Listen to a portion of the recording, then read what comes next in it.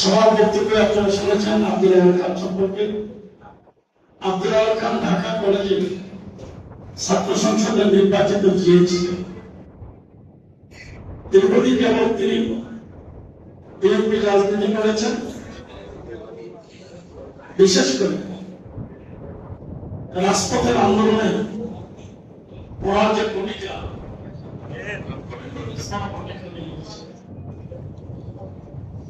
আমি ছিলাম বিএনপি গণশিক্ষা বিষয়ক সম্পাদক, তিনি ছিলেন বিএনপির সহসভাপতি। আমার বাংলাদেশে সালাউদ্দিন ভাই শিশির এবং সাবিন ভাই যার বক্তব্য আপনারা শুনেছেন, আর একটা আমলান বিপ্লব আব্দুল আওয়াল খানের খুব কাছে করছে। আমরা আব্দুল আওয়াল খানের গাড়িটি, যে গাড়িতে ভাবি আজকে এসেছেন ঢাকাতে, এই গাড়িতে করি কুমিল্লার প্রতিটি প্রোগ্রামে, চান্দিনার প্রোগ্রামে,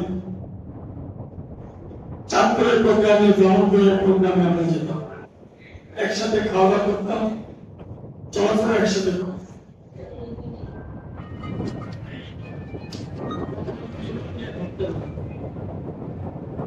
নেশা ছিল রাজনীতি।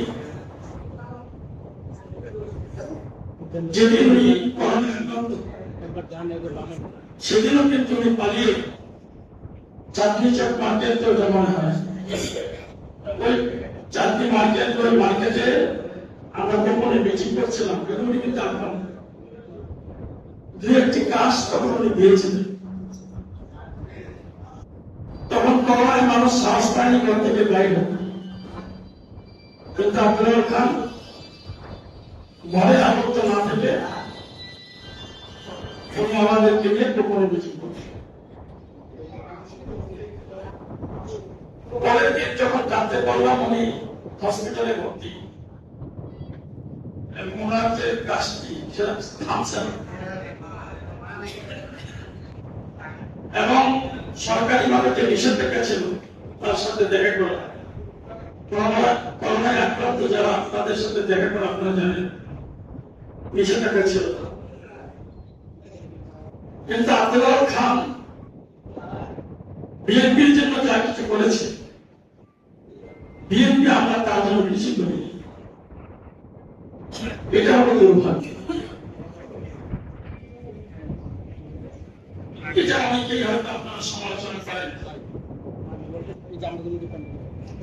উনি কিন্তু বিএনপির জানাজাও পায়,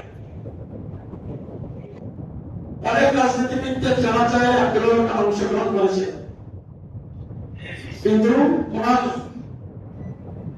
যে জানাজা সেটা সেই করোনাকালীন সময় বিএনপির পক্ষে করা সম্ভব হয়। মানুষ চায় যে রাজনীতি যারা করে শেষ বিদায়ের সময় তার জানাজাটা যে হবে, সেই জানাজাটা অন্তত যাতে যে রাজনৈতিক দল করে সেই রাজনৈতিক দলের অফিসের সামনে যাবে হয়, এটা সে ভাবে। যাই হোক, আমরা হয়তো বলিনি, শিশির ভাই, বিপ্লব ভাই, সাবিল্লা আমরা বলিনি। এই জসিমউদ্দিন স্বেচ্ছাসেবক দলের নেতা ছিলেন, কেন্দ্রীয় নেতা। আব্দুল আওয়াল খানের একেবারে কাছে থাকতেন সবসময়। এই যে ইব্রাহিম দেওয়ান, সে সবসময় আব্দুল আওয়াল খানের পাশে থাকতেন। এই স্বেচ্ছাসেবক দলের কামাল, কেন্দ্রীয় নেতা কামাল ভাই, উনি থাকতেন।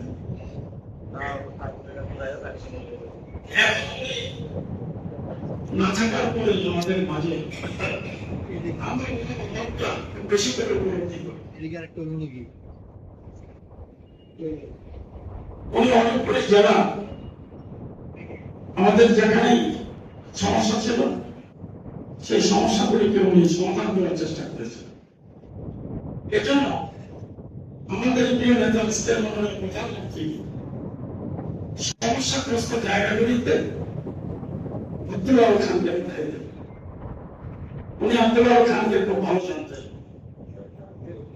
আব্দুল খান যদি আমার কোনো সমস্যা মনে করতেন আমার কাছে আসতেন যে এই বিষয়গুলি আমি মাননীয় অ্যাক্টিং চেয়ারম্যান তখন অ্যাক্টিং চেয়ারম্যান সাহেবকে এই বিষয়গুলি আমি বোঝাতে পারি না, আপনি আর একটু বুঝান। এটা ছিল আমাদের মাঝে একটা সমন্বয়। আজকে মাননীয় প্রধানমন্ত্রী ক্ষমতা যেটা আব্দুল খান চেয়েছিল, বিএনপি ক্ষমতায় আব্দুল খানের যে আকাঙ্ক্ষা ছিল, আব্দুল খানের পরিবারের পাশাপাশি দেবিকাবাসীকে বলব যে আপনারা সবসময় এই আব্দুল খানের স্মৃতিকে মনে রাখবেন, তার পরিবারের সদস্যদের পাশে থাকবেন। ربنا آتنا في الدنيا حسنة وفي الآخرة حسنة وقنا عذاب النار وقنا عذاب القبور وقنا عذاب الحشور وقنا عذاب الميزان وقنا